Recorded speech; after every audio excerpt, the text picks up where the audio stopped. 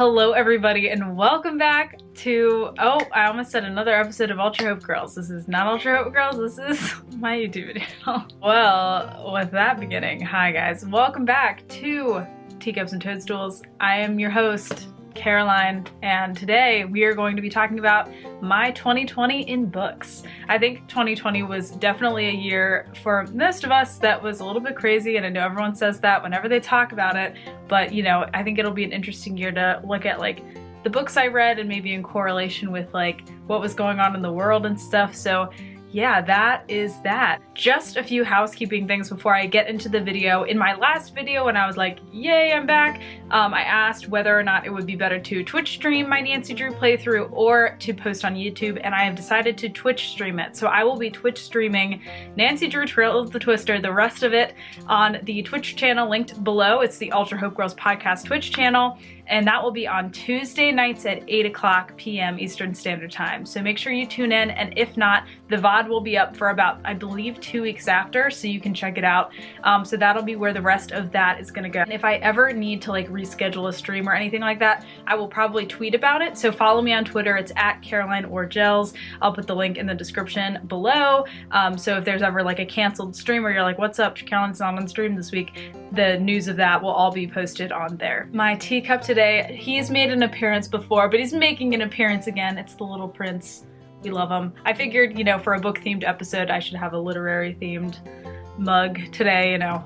But yeah, so let's get into it. I wanted to do this a little differently this year because last year for my 2019 books read, I just listed all of the books I read, and I'm starting to kind of go against like the philosophy of like your worth as a reader is the number of books you read. I think that that's silly, and not everyone has time to read all the books in the world, and you should just enjoy reading, even if it's one book a year. That's so great, as long as you got enjoyment out of that. So I wanted to kind of steer away from that.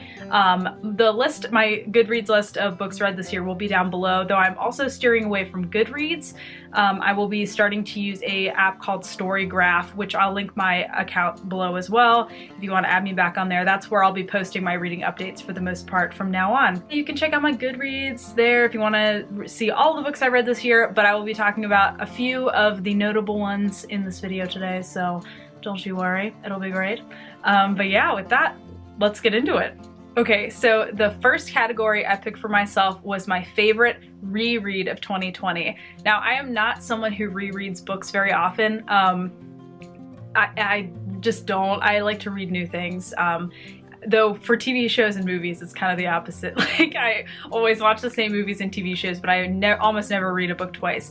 Except this year, I read 3 notable things twice. I read Anne of Green Gables, which is my all-time favorite book, and that book I usually try to read once a year anyway, just because it's like one that is very dear to my heart. So I did reread that one. But my favorite reread of the year was Little Women by Louisa May Alcott. Wait, I have Little Women! Yes, this edition is the Puffin Classics edition. It is so beautiful, and one of my good friends had it, and I was like, could I please also get it? It's so pretty, I just want to have it in my hands. And she was like, girl, yes, get it. So yes, this Little Women is the edition that I read.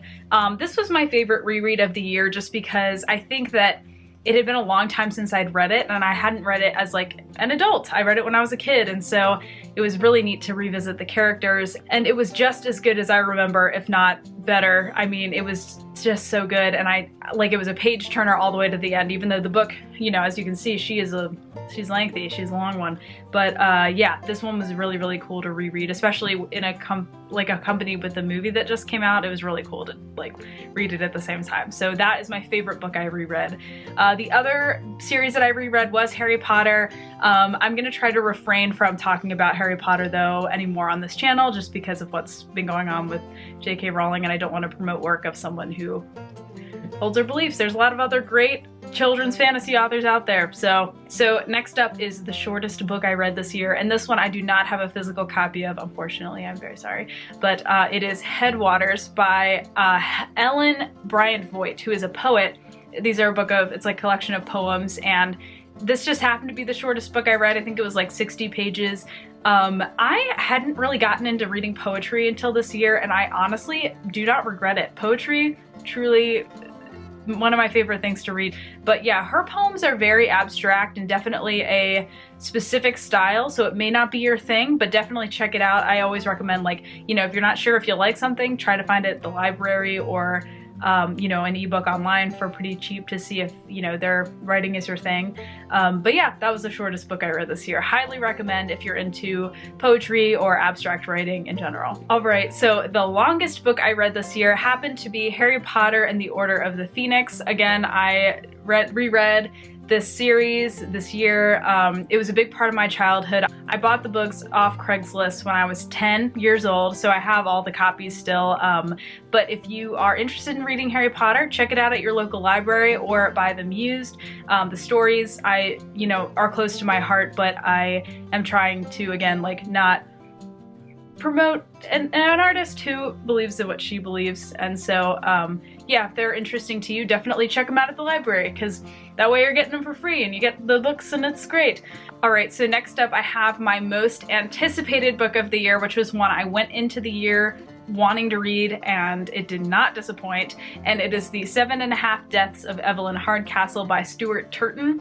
This is a mystery book that is Agatha Christie meets Groundhog Day meets Downton Abbey, I guess. It's a very neat premise. Basically, this guy is reliving the same day over and over again until he solves the murder that takes place that day. Super good. So freaking amazing. It was a page turner. I could not put it down. Highly, highly recommend. Even if mysteries aren't your thing, I think that you would get something out of this book. It was so, so good. So next up, I have, this category is labeled like Dark Horse, or a book I just kind of picked up not knowing how much I would enjoy it, and I ended up really loving it. So the one I picked for this category is The Dutch House by Ann Patchett. I picked this book up not really knowing what to expect. I usually steer away from the books in the fiction section that, I don't know, feel really adult. If that sounds kind of stupid, but I don't know, maybe I don't know. I was like, this feels like a grown-up book, and I did read it.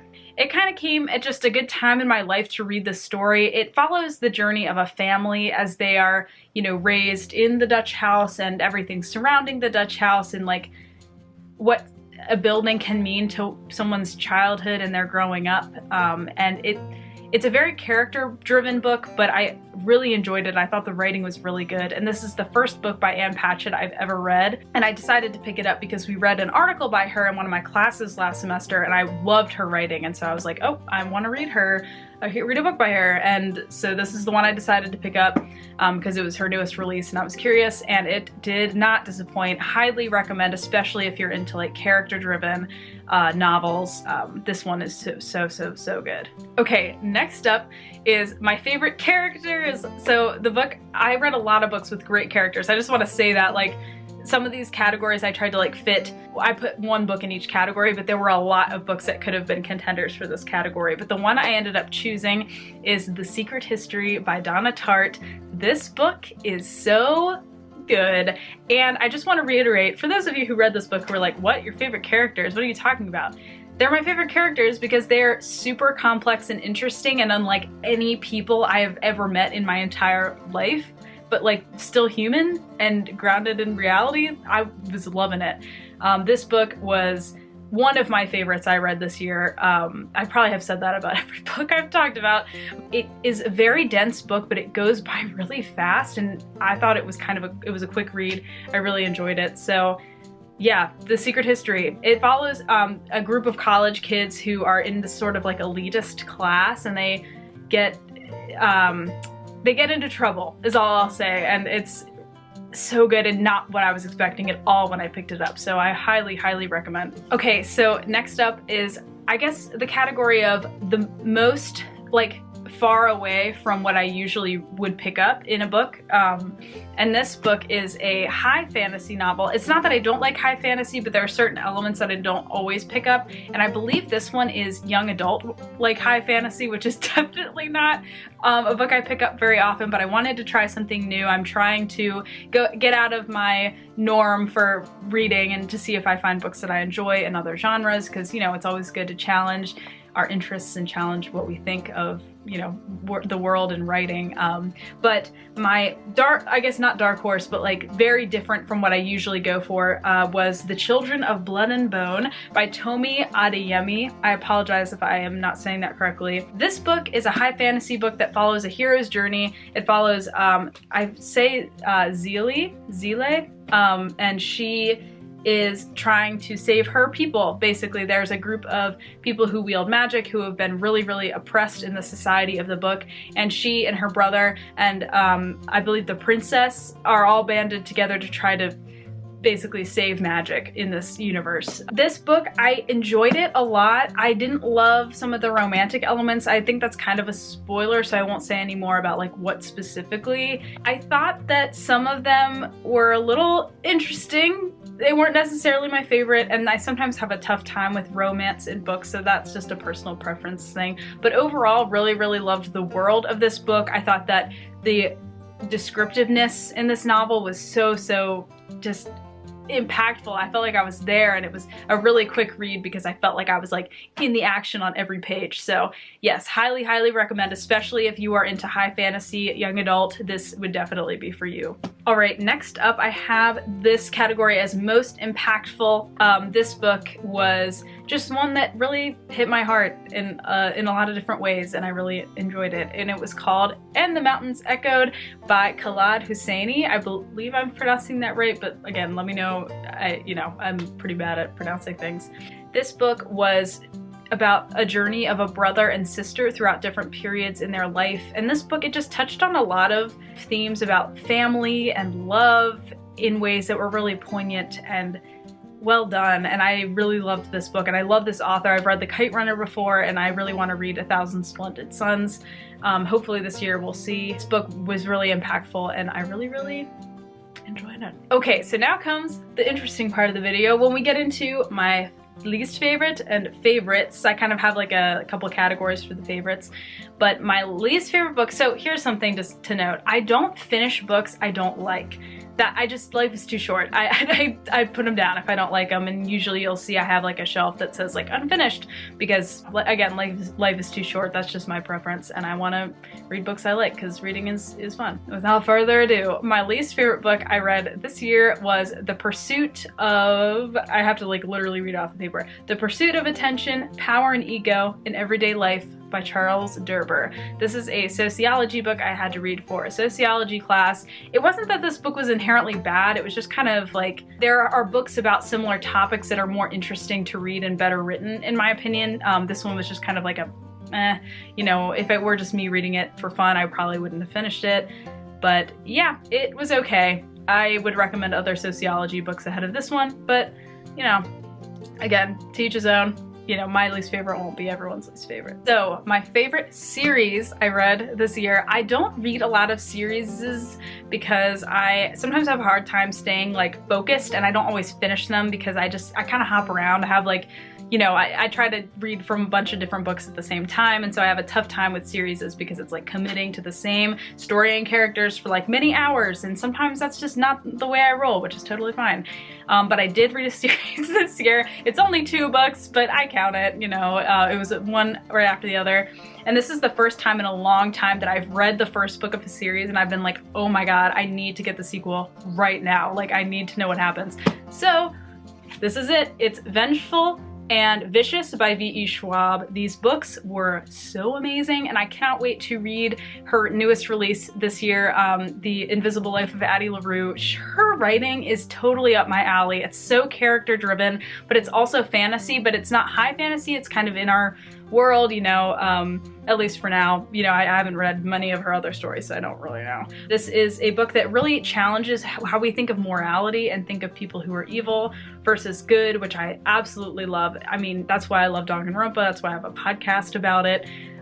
So yeah, this series is one of my absolute favorites I've ever read in my life, so highly recommend. Pick it up if you have not. As I mentioned before, I read a lot of poetry this year, and my favorite book of poetry that I read, because I did read a lot of it, so I have a couple of recs, but my absolute favorite was Ordinary Beast by Nicole Seeley. This book, I loved it from beginning to end. Again, I couldn't put it down. The imagery is so vivid, and the way that she uses pop culture in her poems is very, very effective.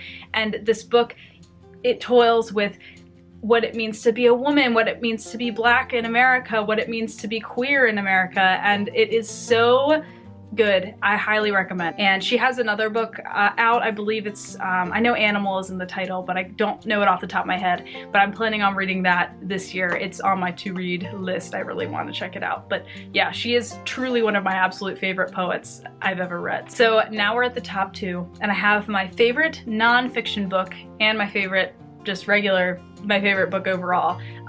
But my favorite nonfiction book is Writing Down the Bones, which is by Natalie Goldberg. And this is a book about writing for writers, but it's unlike one that I've ever read before. It's very much about the philosophy of writing and what it means to be a writer, and not necessarily about like techniques for writing. Like, it has some of that stuff, but it goes a little further than that. It kind of delves further down beyond exercises and beyond, you know, ways to write, and really talks about like why we write, what is important about being a writer, which was definitely a book I needed to read at the time that I read it. So yeah, really cool. I absolutely loved this book. It definitely changed the way I thought about writing as a whole.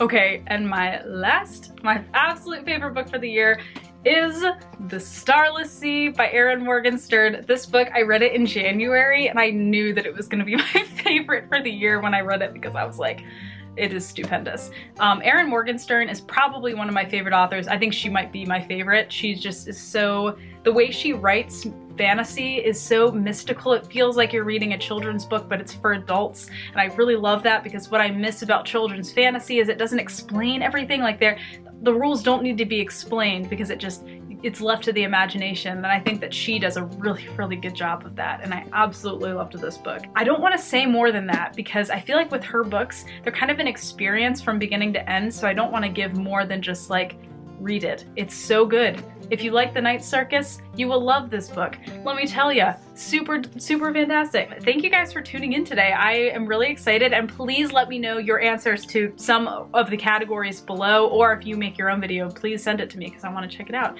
And if you want to use this tag for your video, you know, I kind of made it up. I was like, I haven't seen this before, so I'm gonna do this instead.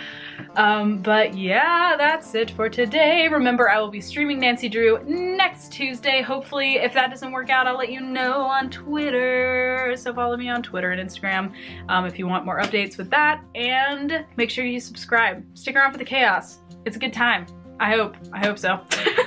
Anyway, all right guys, have a good day, and I'll see you next week. Bye!